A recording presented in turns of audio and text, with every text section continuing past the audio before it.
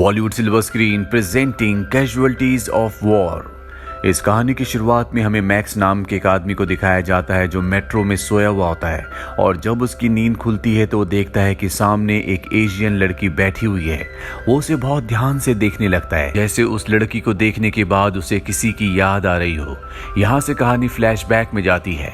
ये वो वक्त होता है जब वियतनाम वॉर चल रहा था। इस वक्त में साउथ और नॉर्थ वियतनाम आपस में लड़ रहे होते हैं। मैक्स भी यहाँ पर एक सोल्जर है जो अपने साथियों के साथ साउथ वियतनाम में वियतकॉन्ग नाम के ग्रुप को ढूंढ रहा है जो इनके खिलाफ है। और जब ये जंगल में होते हैं तभी वियतकॉन्ग ग्रुप के कुछ लोग इनके ऊपर हमला कर देते हैं। ये भी जवाबी फायरिंग करते हैं, उनका सामना करते हैं और उन सबको मार देते हैं। अगली सुबह दिखाया जाता है कि ये सब के सब जंगल से बाहर निकलकर एक गांव में पहुंच जाते हैं। इन सब को आराम की जरूरत है, इसीलिए तय करते हैं कि कुछ देर ये इस गांव में रुकेंगे। इनके जो सार्जेंट होते हैं वो कहते हैं कि सबको अपना ध्यान रखना होगा, सब गांव में फैल जाओ, यहाँ पर भी हमारे ऊपर हमला हो सकता है। और अब ये गांव में घूमना शुरू कर देते हैं। यहाँ पर गांव के कुछ बच्चे भी होते हैं जिनके साथ ये अच्छे से बात करते हैं। और तभी एक लड़की मैक्स को आम देती है। इससे पहले कि वो आम खाता, सार्जेंट कहता है कि किसी भी चीज को यहाँ पर मत खाना।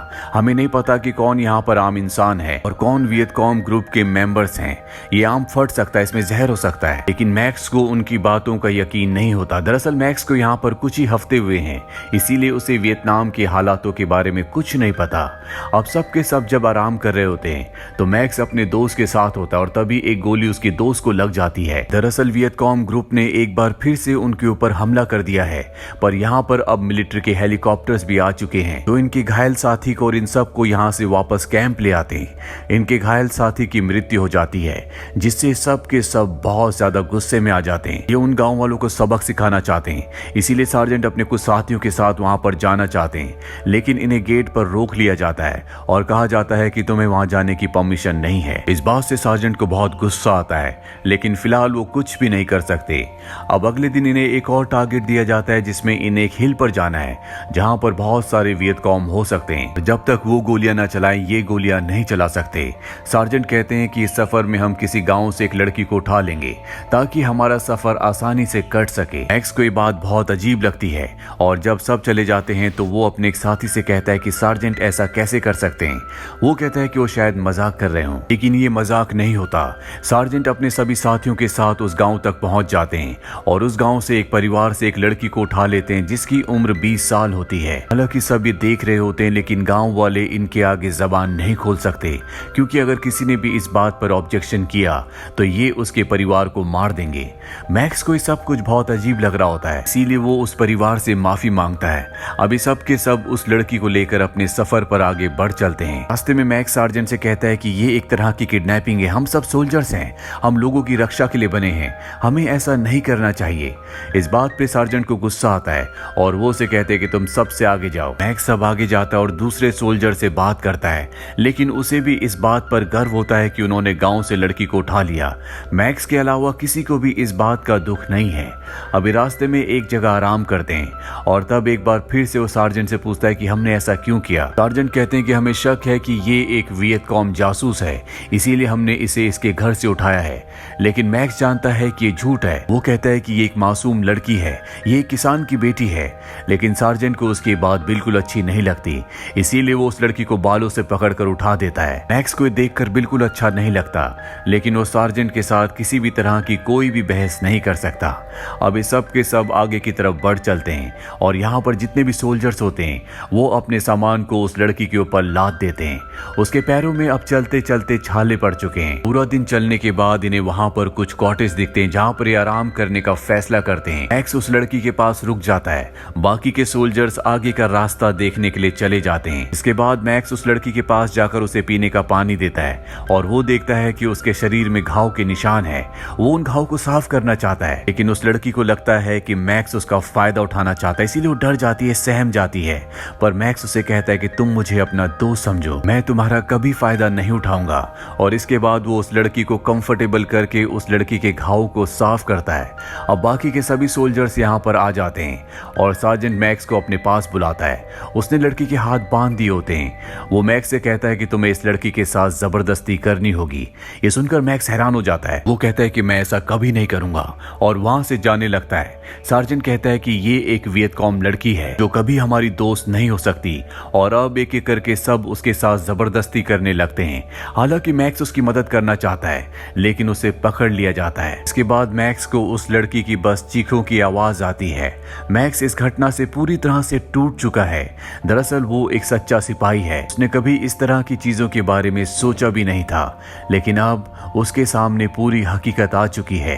रात को दिखाया जाता है कि सभी के सभी सोल्जर्स अपनी इस हरकत पर बहुत खुश होते हैं। उससे एक सोल्जर पूछता है कि तुम्हें आर्मी में कैसा लग रहा है। वो कहता है कि ये आर्मी नहीं है, ये जानवरों की एक टोली है। आर्मी लोगों की रक्षा के लिए होती है, ना कि उनका फायदा उठाने के लिए। अब अगली सुबह दिखाया जाता है कि सब के सब उस चोटी पर, उस हिल पर पहुंच जाते हैं जहां पर इन सब को आना था और अब वहां से दूरबीन से देखते हैं जहां पर इन्हें नदी में एक नाव दिखती है। सार्जेंट के अलावा सब के सब वापस कॉटेज में आ जाते हैं और अब इन्हें एक बार फिर से वापस हिल्स पर जाना है, ये देखने के लिए कि वहां पर कोई मदद आई है कि नहीं। मैक्स को वहीं उस लड़की के पास छोड़ दिया जाता है और सब के सब हिल्स की तरफ निकल पड़ते हैं। अब मैक्स उस लड़की के पास जाता है जो बहुत ज्यादा डरी हुई होती है, वो घायल होती है, वो मैक्स से भी डर रही होती है। मैक्स कहता है कि तुम्हें मुझसे डरने की जरूरत नहीं है, मैं तुम्हारा कभी फायदा नहीं उठाऊंगा और वो उस लड़की को खाने के लिए कुछ देता है जिसके ऊपर वो टूट पड़ती है क्योंकि उसने कई दिनों से कुछ भी नहीं खाया। और अब मैक्स तय कर लेता है कि वो इस लड़की की मदद करेगा। वो उसे कहता है कि तुम चिंता मत करो, मैं तुम्हें यहाँ से आजाद करवाऊंगा। उसके बाद वो उसे कॉटेज से बाहर लाता और कहता है कि तुम यहाँ से चली जाओ, लेकिन वो उसके बिना यहाँ से नहीं जाना चाहती। उसे जंग के इस माहौल में किसी के ऊपर भरोसा नहीं है, साथ ही उसे यहाँ के रास्तों के बारे में कुछ नहीं पता, लेकिन अब वो मैक्स के ऊपर भरोसा करती है। मैक्स देखता है कि वो यहाँ से अकेली नहीं जाना चाहती, इसीलिए वो तय करता है कि वो उसे यहाँ से निकालेगा और उसे लेकर इस कॉटेज को छोड़कर निकल जाता है। वहीं सार्जेंट को जब पता चलता है कि मैक्स को उस लड़की के पास अकेला छोड़ दिया गया है तो वो अपने सोल्जर से कहता है कि तुम बेवकूफ हो, जाओ और उस लड़की को वापस लेकर आओ। वो उस लड़की को लेने के लिए कॉटेज की तरफ बढ़ चलता है। रास्ते में उसे मैक्स और वो लड़के दिख जाते हैं। इसके बाद लड़की को एक बार फिर से पकड़ लिया जाता है। इन दोनों को हिल्स पर लाया जाता है जहां पर सार्जेंट और बाकी के सोल्जर्स हैं। ये वहां पर नाव में वियतकॉम्स को देख रहे होते हैं और तय करते हैं कि इन्हें वापस जाना होगा क्योंकि ये अकेले इनका सामना नहीं कर सकते। तो तभी लड़की खांसने लगती है और उसकी खांसी की आवाज से वियतकॉम्स को पता चल जाएगा कि यहाँ पर सोल्जर्स हैं, इसीलिए एक सोल्जर उसका मुंह दबा देता है। सार्जेंट कहता है कि हमें इसे मारना होगा। वो चाकू सोल्जर को देता है लेकिन वो सोल्जर मना कर देता है क्योंकि कहीं ना कहीं उसके अंदर भी इंसानियत होती है। वो जानता है कि सार्जेंट जो भी इस मासूम लड़की के साथ कर रहा है वो गलत है। इसके बाद सार्जेंट एक एक करके सभी सोल्जर्स को उसे मारने के लिए कहता है लेकिन कोई उसे नहीं मारता और ये देखकर सार्जेंट को गुस्सा आता है। वो खुद उस लड़की के पास जाता है और उसे चाकू से मारने वाला होता है कि तभी मैक्स गोली चला देता है और कहता है कि अब इसे मारने की कोई जरूरत नहीं है क्योंकि वियतकॉम को पता चल चुका है कि हम यहाँ पर है। वियतकॉम वहां से गोलियां चलाना शुरू कर देते हैं, जिसके बाद दोनों तरफ से गोलियां चलना शुरू हो जाती है। उस लड़की को मौका मिल जाता है। वहां पर एक रेलवे ट्रैक का ब्रिज होता है, वो उस ब्रिज के जरिए दूसरी तरफ जाना चाहती है। सार्जेंट सबको कहते हैं कि इसे मार दिया जाए, इसे गोलियों से छलनी कर दो। मैक्स ये सुनकर उस लड़की को बचाने के लिए जाना चाहता है लेकिन तभी सार्जेंट उसे मारता है और वहीं पर गिरा देता है, जिसके बाद उस लड़की को कई गोलियां मारी जाती है और वो ब्रिज से नीचे गिर जाती है। अब यहाँ पर आर्मी के बहुत सारे हेलीकॉप्टर्स आ जाते हैं जो वियतकॉम के ऊपर हमला कर देते हैं। मैक्स अब भी ब्रिज के पास होता है जो उस लड़की की बॉडी को देख रहा होता है। उसने अपने इस पूरे सफर में जो कुछ अपनी आंखों से देखा है, जो कुछ एक्सपीरियंस किया है, वो उसके लिए एक भयानक सपने से और कुछ भी नहीं है। अब इन सब को बचाकर वापस ले जाया जाता है। मैक्स अब तय करता है कि जो कुछ उस लड़की के साथ हुआ था वो गलत हुआ था और वो उसके खिलाफ आवाज उठाएगा। और तभी उसका एक दोस्त यानी उसका साथी जो उसके साथ उस सफर में था वो आता और कहता है कि तुम्हें सब कुछ भूलना होगा, इसका कोई भी फायदा नहीं है। मैक्स कहता है कि नहीं, मैं सब कुछ लेफ्टिनेंट को बता दूंगा। वो लेफ्टिनेंट के पास जाता है और उसे सब कुछ बता देता है, पर लेफ्टिनेंट को इस बात से कोई भी फर्क नहीं पड़ता। वो कहते हैं कि मैं इस बात को दबा दूंगा। ये सुनकर मैक्स पूरी तरह से हैरान होता है। हालांकि वो बहुत कुछ बोलना चाहता है लेकिन वो उसके सीनियर है, इसीलिए वो यस सर बोलकर वहां से निकल जाता है। अब कुछ दिनों बाद दिखाया जाता है कि एक गांव में आग लग चुकी है। यहाँ पर मैक्स दूसरे सोल्जर्स के साथ जाता है ताकि लोगों को रेस्क्यू कर सके। वो एक सोल्जर से कहता है कि उस लड़की के साथ जो कुछ भी हुआ है मैं उसे इंसाफ दिला कर रहूंगा, मैं इसके खिलाफ आवाज उठाऊंगा। करूंगा। हम सोल्जर्स हैं, हम लोगों की मदद करने के लिए बने हैं, ना कि लोगों को मारने के लिए। इसके बाद वो कैप्टन के पास जाता है और उनसे कहता है कि मैं आपको कुछ बताना चाहता हूँ। कैप्टन कहते हैं कि लेफ्टिनेंट ने मुझे सब कुछ पहले ही बता दिया है, तुम्हें उन सब बातों को भूलना होगा। मैक्स कहता है कि मैं उस लड़की की चीखें नहीं भूल पाता। इस बात पर कैप्टन को गुस्सा आ जाता है।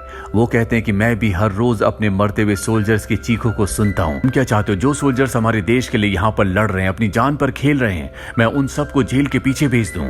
ऐसा नहीं हो सकता। मैक्स कहता है कि यहाँ पर जो कुछ भी हो रहा है, मैं हायर अथॉरिटीज के सामने वो सब कुछ लाकर रहूंगा। वहीं सार्जेंट को ये बात पता चल जाती है और वो अपने साथियों के साथ तय करता है कि वो मैक्स को मार देगा। वो उसे ग्रेनेड से उड़ाने की कोशिश करते हैं, लेकिन मैक्स को पता चल जाता है और वो अंदर से कूद कर अपनी जान बचा लेता है। इसके बाद वो सार्जेंट के पास जाता है जो पार्टी कर रहा होता है। मैक्स बहुत गुस्से में होता है। सार्जेंट से कहता है कि तुम्हें मुझे मारने की कोई जरूरत नहीं है, क्योंकि मेरी बात कोई भी नहीं सुनना चाहता। अब यहाँ से मैक्स का ट्रांसफर कर दिया जाता है। जाने से पहले एक रात को वो बार में बैठा होता है, बहुत ज्यादा परेशान होता है। तभी वहां पर एक सीनियर ऑफिसर आता है। वो उससे कहता है कि तुम परेशान क्यों हो? शायद तुम्हें तुम्हारे घर वालों की याद आ रही है। मैक्स कहता है कि नहीं, और इसके बाद वो उस सीनियर ऑफिसर को सारी बातें बताता है जो सफर में हुई थी।